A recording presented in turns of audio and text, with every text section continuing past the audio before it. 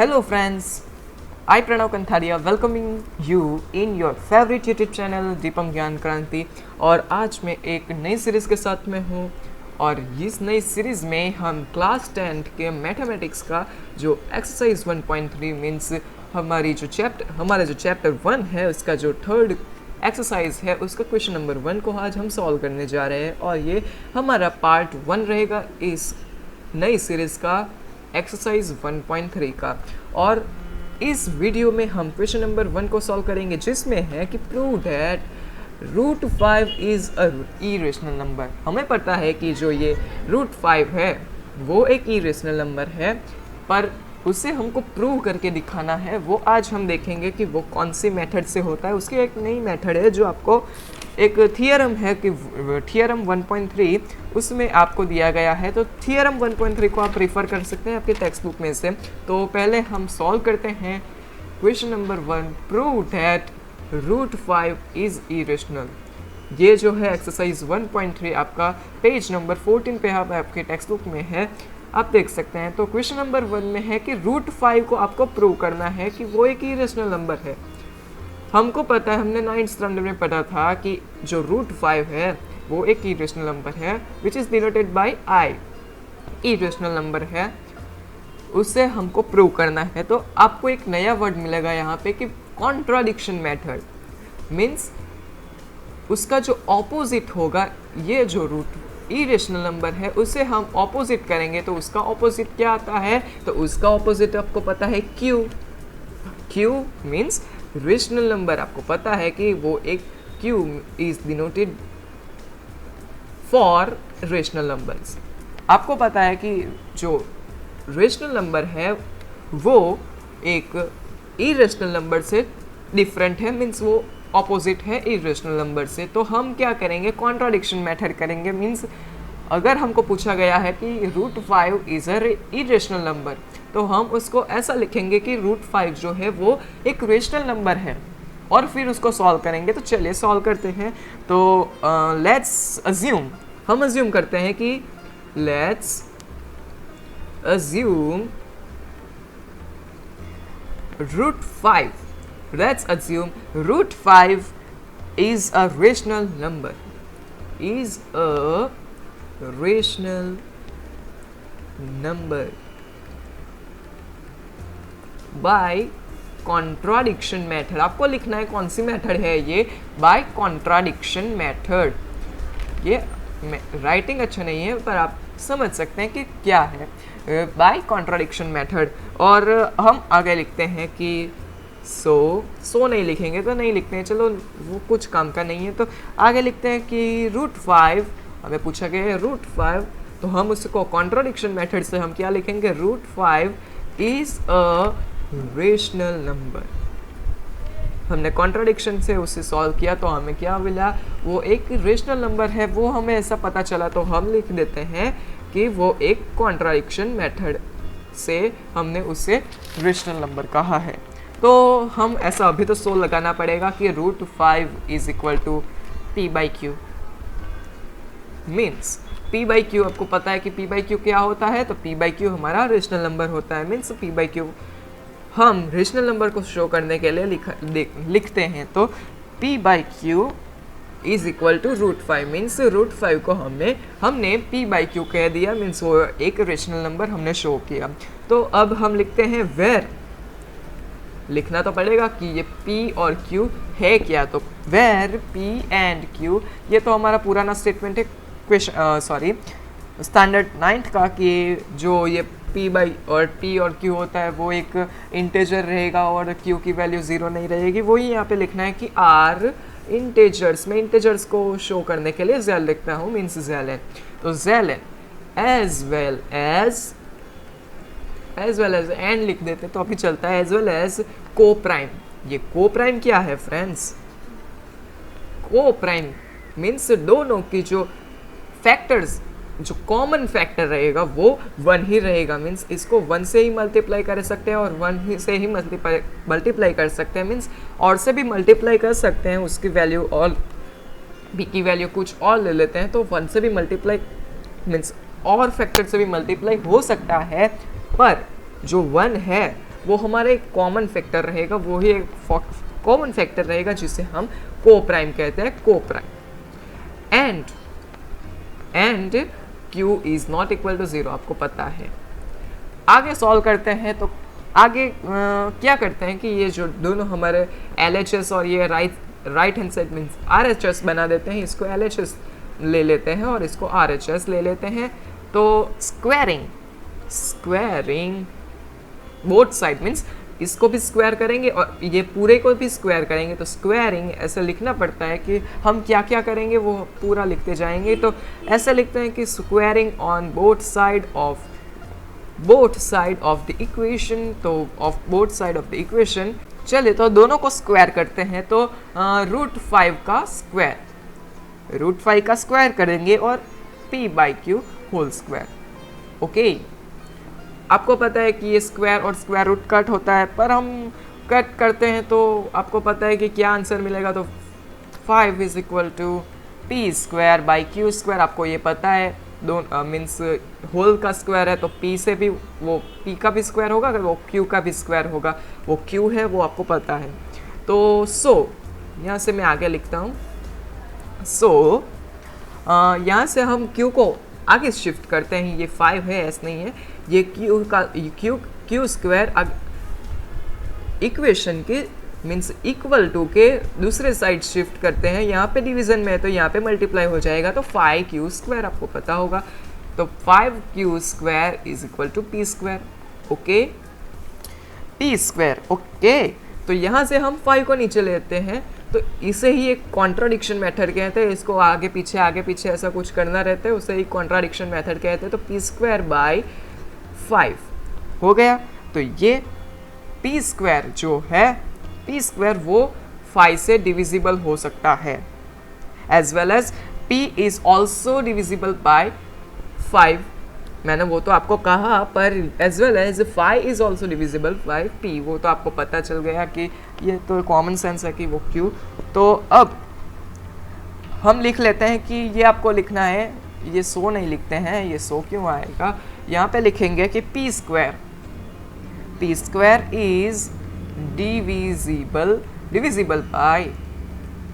divisible by 5 as well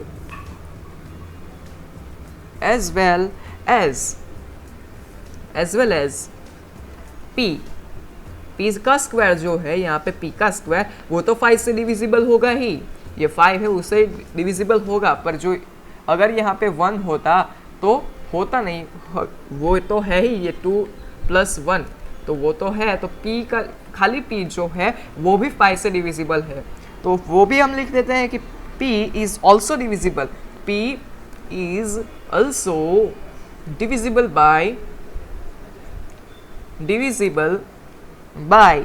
5, वो भी divisible हो सकता है 5 से। तो इसे हम इक्वेशन नंबर 1 कह लेते हैं। फ्रेंड्स, यहाँ पे आप पोज करके स्क्रीनशॉट ले लीजिए, मैं यहाँ से रफ कर रहा हूँ, स्क्रीन फुल हो गई तो मैं अब लिखता हूँ नाउ। अब हम आगे बढ़ते हैं, ये थोड़ी लंबी मेथड है पर उसका आंसर जो है वो क्वेश्चन में पूछा गया है वो ही आएगा, जो आपको पता भी है कि वो √5 जो है इरेशनल है, वो ही आंसर आएगा। तो नाउ हमारी जो इक्वेशन 1 क्या थी उससे ही थोड़ा रिलेटेड हम लिखते हैं कि p² is equal to r, 5r लिखते हैं। क्यों?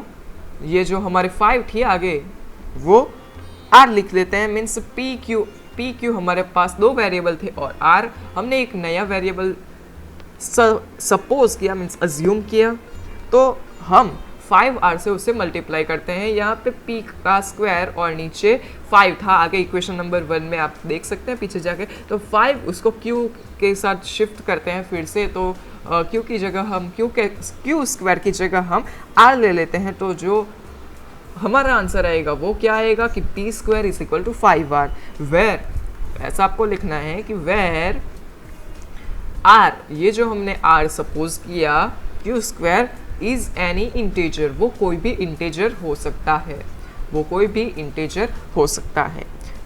Let's take it as equation number 2 और इक्वेशन नंबर 1 और 2 को दोनों एक साथ पुट करते हैं। तो यहाँ पे लिखते हैं कि पुटिंग पुटिंग इक्वेशन में फुल फॉर्म नहीं लिख रहा हूँ, आपको आता होगा उसका spelling. Putting equation 1 and 2,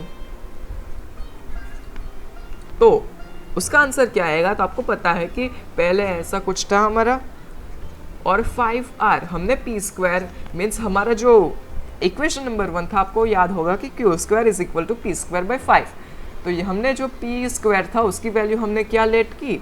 5r। तो 5r लिख लेते हैं, और नीचे 5, तो उसका स्क्वायर तो करना पड़ेगा, तो स्क्वायर किया। सो q स्क्वायर 5 का आपको स्क्वायर पता होगा कि 25r स्क्वायर बाई 5। यहाँ पे p स्क्वायर था, हमने खाली p के लिए जो वैल्यू थी वो पुट की थी, तो p 5r, ये 5 के लिए हम p के लिए हमने ये 5r की जो वैल्यू थी पुट की थी, और यहाँ पे हमने स्क्वायर लिया तो स्क्वायर ले लिया यहाँ पे।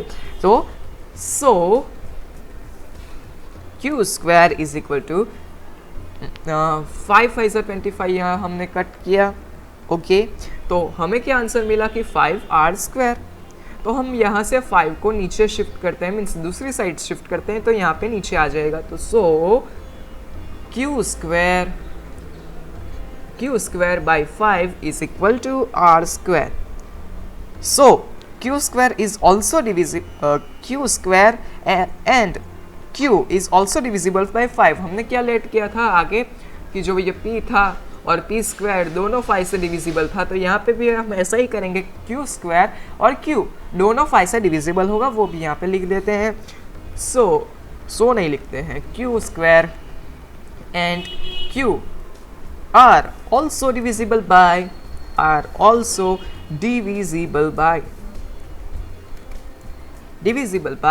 5।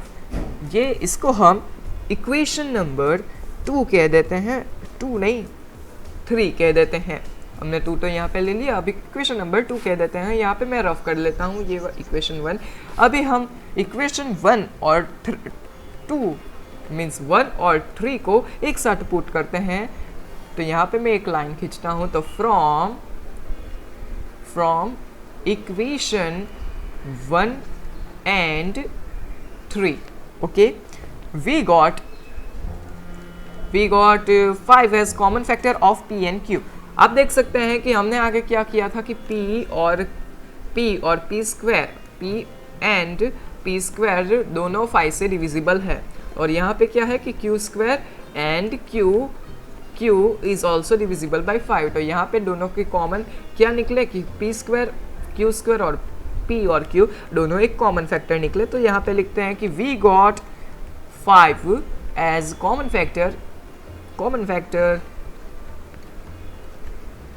Factor of p and q। जो 5 है वो एक कॉमन फैक्टर निकला p और q का। सो यहाँ पे लिख दिया हमने ऑफ p एंड q। तो आगे लिखते हैं this contradiction is arised due to incorrection assumption. क्यों फ्रेंड्स? हमने जो आगे बातचीत किया कि वो एक को प्राइम है, इसीलिए हमने 9th स्टैंडर्ड में क्या याद किया था कि where p and q are integers and q is not equal to 0। पर यहाँ पे जो p एंड q है वो एक को प्राइम नंबर भी है। सो उसका जो p और q है उसकी जो कॉमन फैक्टर है वो एक को प्राइम है, मीन्स वो एक 1 है।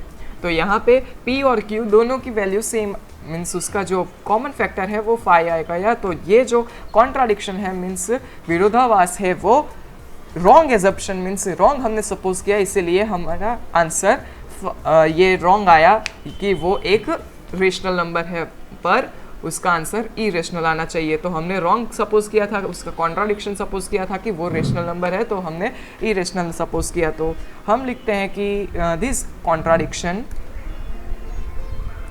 is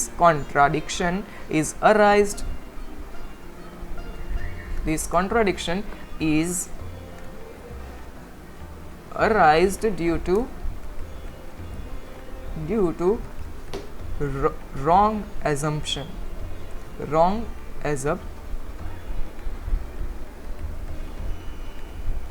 So root 5 is an irrational number. ये रॉन्ग एजम्पशन के कारण ये जो रूट 5 है वो एक रेशनल नंबर आ गया, पर वो वो क्या है, वो एक इरेशनल नंबर है। ये रॉन्ग था, हमने रॉन्ग सपोज किया था, हमने कॉन्ट्राडिक्शन सपोज किया था, तो इसलिए उसका आंसर रॉन्ग आया। तो हम यहाँ से ऐसा कुछ लिख सकते हैं कि सो √5 इज़ एन इरेशनल नंबर। ये हमारा फाइनल आंसर है। I hope friends, if you like this video, if you like it, please like it, share it with your friends, and don't forget to subscribe our channel. Till then, goodbye. Thank you.